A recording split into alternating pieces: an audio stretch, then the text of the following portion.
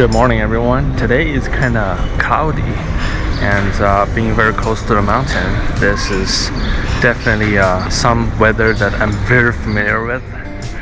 So right now I am at the Manzana Jesuitica, so the Jesuits quarter, and this quarter is actually a UNESCO World Heritage Site. And this place not only houses the headquarters of the local Jesuit mission that can be dated all the way back to the 1500s, it is also the site of the National University of Cordoba, and this university happens to be the oldest university in Argentina and one of the oldest here in the Americas. Yeah, there is a separate campus located in the south of the town, but some of the faculties are still located in this quarter. And right behind me, so this is the main cathedral here at the Jesuits quarter. Yeah, we visited this cathedral yesterday when there was a mass, but now let's go in and take a more detailed look of one of the oldest cathedrals here in Argentina. Iglesia de la Compañía de Jesús, or the Society of Jesus Church, is the key architecture in the Jesuit Block and was originally built between 1640 and 1676 by early European missionaries, settlers, indigenous people of the region, and even enslaved African workers. It is the oldest church building in Cordoba, with an iconic stone facade that channels some of the early Roman-style church buildings found in southern Europe. The true highlight of this building is its interior.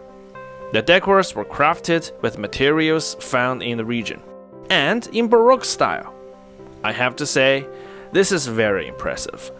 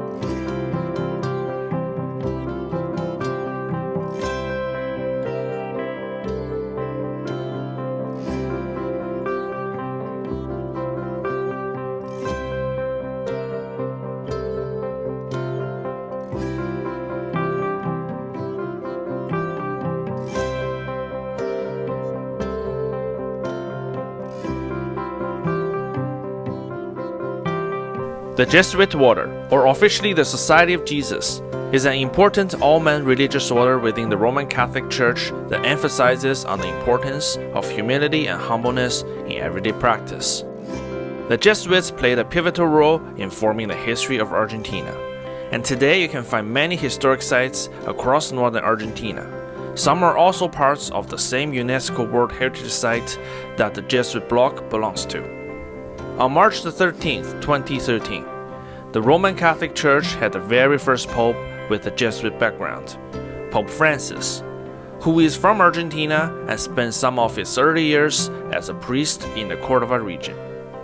The Jesuits were responsible for bringing winemaking methods from Europe to northern Argentina, as well as establishing the oldest university in Argentina and one of the oldest in the Americas, the National University of Córdoba.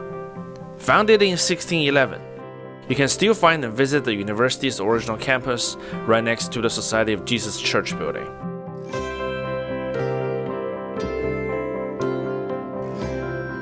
There was a gate that led to a courtyard, and only later that I found out it was some sort of a museum to the university's original site here in the Jesuit Block.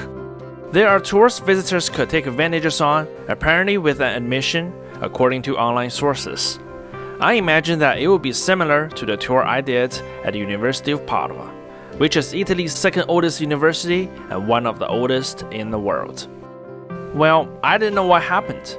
I was just let in by the staff there, without paying anything. But that also gave me no information that tours normally provide. I didn't really know what to look for, because I was unaware that it was a museum and thought it was just some nice courtyard with history.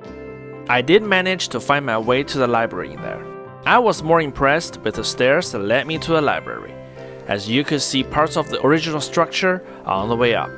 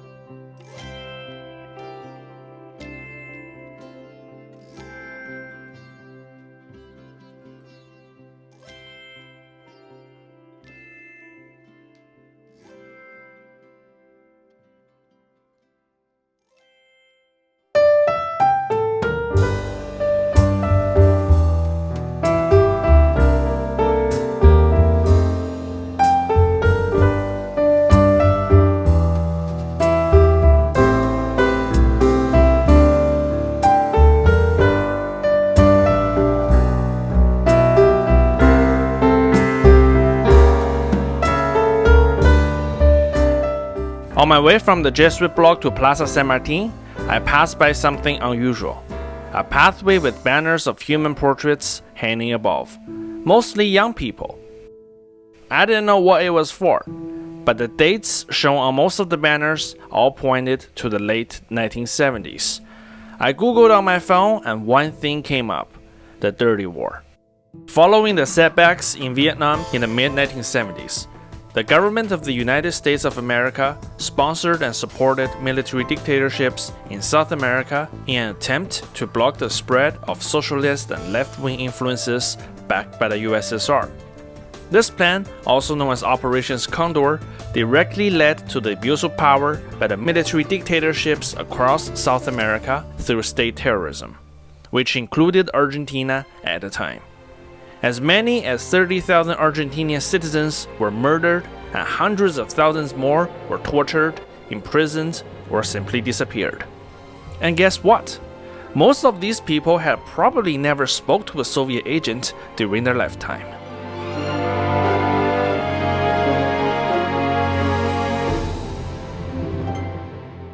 If these portraits were related to this dark chapter of the Argentinian history, then it's a reminder to all of us today that there are still people who suffer or die not because of what they have done, but just for what they believe.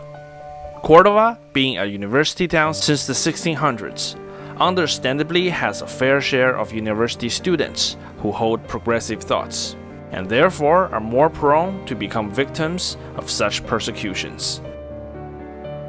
And sometimes the cruelest history might be in disguise, all right in front of our eyes. For example, this historic colonial Cabildo building, which could be dated all the way back to the 1600s, was used as a detention facility during the Dirty War where citizens were tortured and murdered. It made me thinking, not everything we see with our eyes tell the truth, despite of what we were often told by others. There are occasions that the truth is purposely being hidden and covered by enticing things that were intended for us to believe in the opposite of what's actually happening.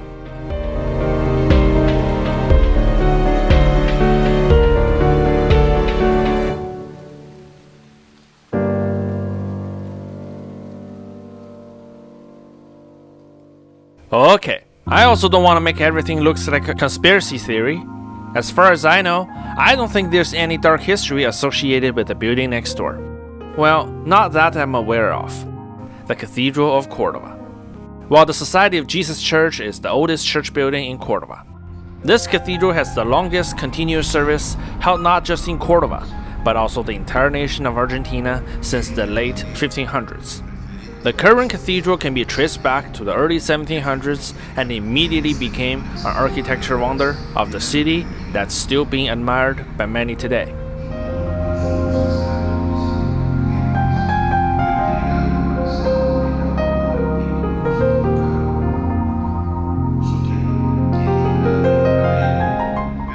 Interestingly, I went in just in time for another mass, but because this church was huge, I could still go in and visit without interrupting the service.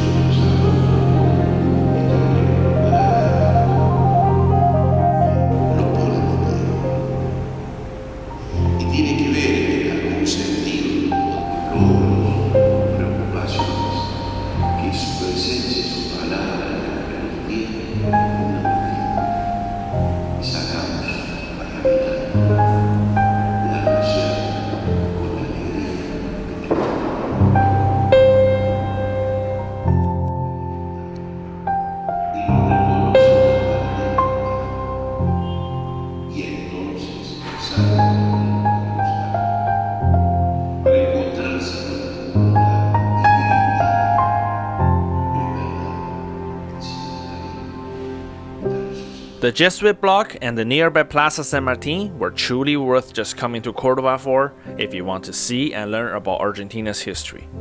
However, our adventure will continue as we explore areas that are outside of the historic city center zone. What else does this fascinating city offer? Follow me to the next episode.